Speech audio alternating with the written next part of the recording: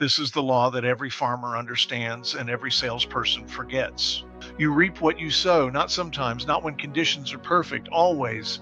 The harvest is always proportional to the seed, in kind, in quantity, and in timing. In kind, you do not plant corn and harvest wheat. You plant integrity and harvest reputation. You plant service and harvest loyalty. You plant excuses and harvest exactly what excuses produce. In quantity, you do not plant one seed and expect a field. The more you sow, the more you reap. Activity, activity, activity. Those who sow shall reap.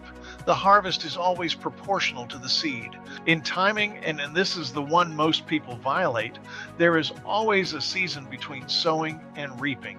You do not plant today and harvest tomorrow. There is a gap, and in that gap, most people quit. Most people abandon the field right before the harvest. I want to tell you a story about 500 doors. Early in my career, I was in a sales contest and I wanted to win, but I also wanted to help a colleague of mine named Matt do well. So, in the heat of August, we printed brochures on an HP Color Jet printer that will tell you where we were financially, and we went out and hung them on 500 doors, 250 each in the August heat. Not one sale came from those 500 doors, not one. The following month, I took 9 days in Las Vegas. Matt and I came in second and third in the entire company.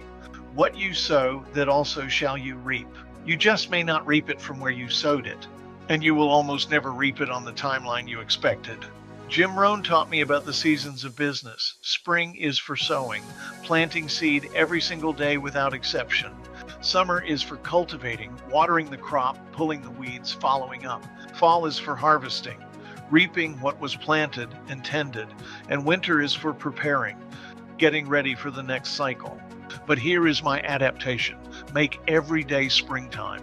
I do not care if it is December. I do not care if the harvest has not come yet. I do not care if the last 100 seeds seem to produce nothing. Get up, spring into step, plant seed every single day. Because the law is not suspended just because you cannot see the growth yet. The seed is working underground. The harvest is coming.